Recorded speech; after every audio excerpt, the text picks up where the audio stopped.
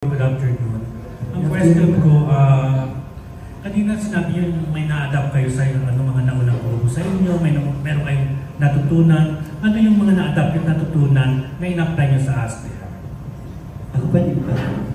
One time po kasi, yung ako po, natutunan ko po talaga from SB19 po, after po nilang maging independent company po, parang nung nagkaroon po sila ng Once Entertainment, nakita ko po yung pagiging hands-on po ng mga members sa lahat po, like through fan meet, through concerts, through music. And na-advise ko po yun one time sa group po namin. Sabi ko, guys, what if tayo din gumalaw and kausapin natin si Sir K? Kasi yung generation po kasi magkaiba po ngayon eh. Kumbaga yung generation na manager namin, iba po yung time nila, iba po yung time din namin. And to be honest po, may mga magagaling pong mga Gen Z, may magaling ding millennials, may magaling sa bawat generation. And ang sinabi ko sa what if mag-compromise tayo into one, which is ang goal lang naman po natin is maging successful and kuhain natin lahat ng mga pwedeng makuha sa bawat idea ng bawat generation. And I think po, nagagawa po namin sa this month, especially this preparation po sa talaga. Kasi recently po talaga kami na po gumagawa ng content namin, yan, ng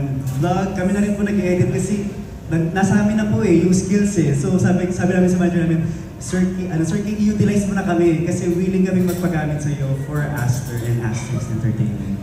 Yes, and to add lang po sa sagot ni Kuya Tatin po, one thing I've learned from all of the P-pop groups na seniors po namin is like dapat like sa isang group, like you have to support each other kahit ano mang mangyari. Like dapat you have each other's back.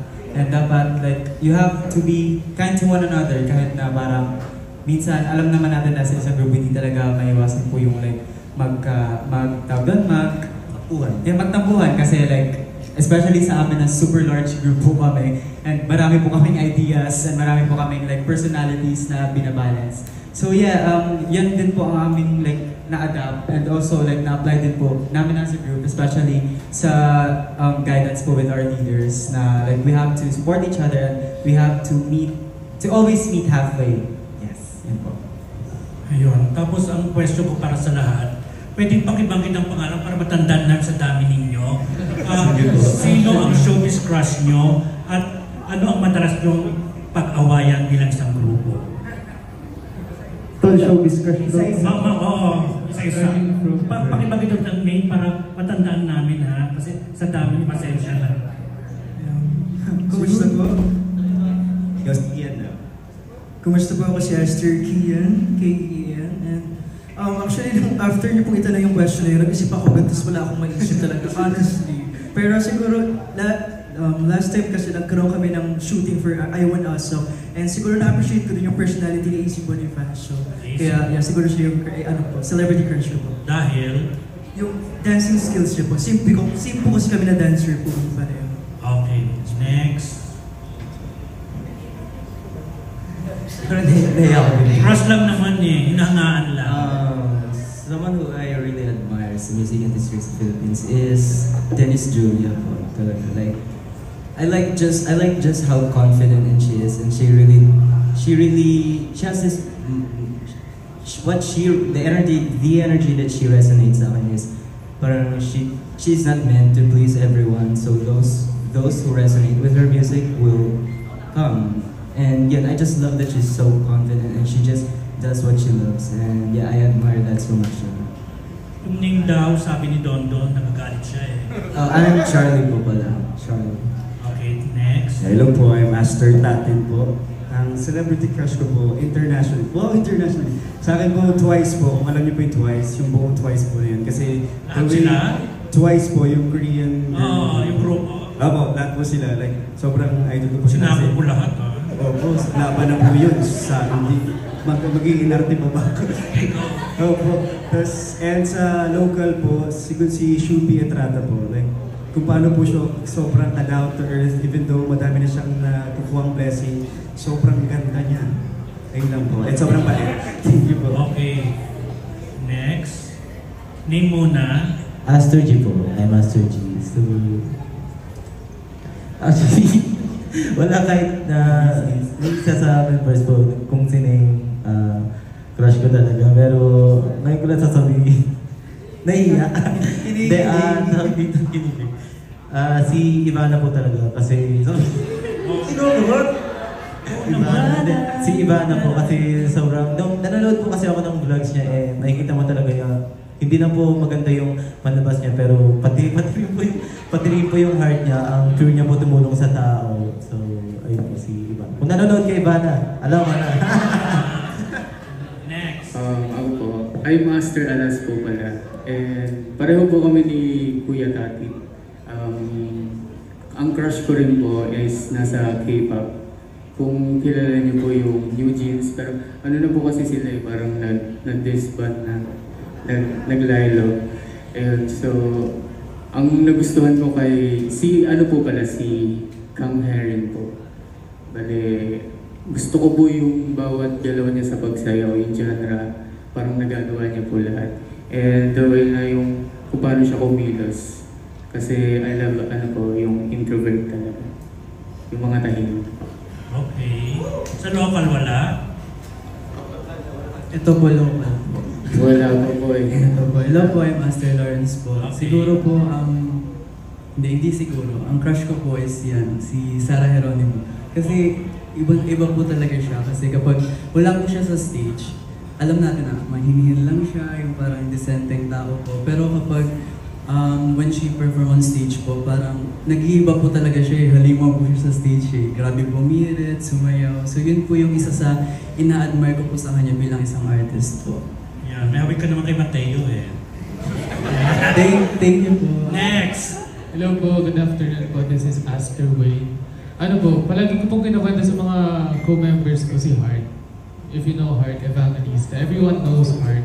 Ano po, siguro kaya gusto ko po siya and she's my celebrity crush. Kasi po, one thing na I admire po, she's independent. And aside from that, nakaka-relate po ako kasi yung tita ko po kasi is bauk.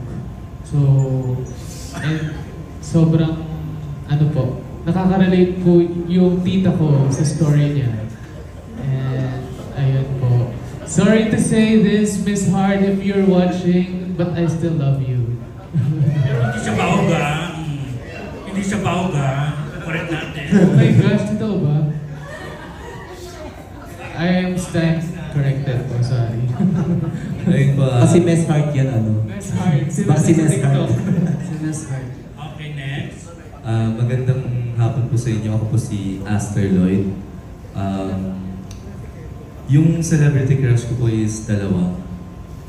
Unang-una po si Julia Barreto po. Dati ko po talaga siyang crush kasi nung parang since high school po ako na nakita ko po siya sa mall show. And super bait po kasi niya. Tapos lalo na nung nalaman ko na may small business po siya na simple lang po. Na ang cute-cute. Basta ang cute po niya. Ganun po. Tapos next po ay si Shubi po ng PBB. Daming crush ka. Ayun po si Shubi po. Na-attract po kay Shubi kasi sa ugali po niya, tapos sa kung paano po niya tanggapin yung mga tao nasa paligid niya. Kaya yun po. Yun lang po. Okay, thank you. Next. Hello po, this is Aster Gian. Siguro po yung pinaka-ina-admire ko po na celebrity is si Jazz po from G22. Kasi like aside po na she's very beautiful, she's also very talented din po when it comes to like singing, both singing and dancing actually. So yeah, every time na nakikita ko po yung G20 na naman perform, parang I'm in awe. Yes. Then ako, thank you po. Yes, thank you. Hello po, this is Sergeant po. Siguro po yung celebrity crush ko. For now, parang wala pa po kasi hindi ko alam, hindi kasi ako hindi ako mabilis ma-attract sa isang babae. Kaya hindi ko po muna masasabi. Siguro po next na Q&A. Nasagutin ko na po yan. Thank you so much. Okay. Hello po, ako po si Aster Miguel. Siguro po ang celebrity crush ko po si Jada Avanzado. Kasi sobrang talented niya yan. Kasi producer siya, nakikita ko paano siya mag-write ng music. Sobrang nakaka-inspire mag-write siya ng music. And syempre yung parents niya rin, syempre kilala naman na sobrang sikat dito sa Pilipinas. And ayun po, parang na-admire ko lang po yung family din nila kasi sobrang talented. Ayun po. Salamat po. Talbo. Next. Hello po, I'm Cray po, yung bunso po ng grupo. Siguro po, actually since I was a kid, I've had a crush on Kathleen Bernardo po. And I just don't know. I don't know how to explain this because she's just like overflowing with aura, something like that. Like, she's such a good actor. She's like, I don't know. It's just my crush. Basta, she's just, for me, she's like really perfect. Ganun. Kaya, I really appreciate her, kaya love pa ni Kathleen. Okay. Ayun po. Sa leader na lang, yung question kanina, yung ano yung madalas na hindi ba pagkasunduan ng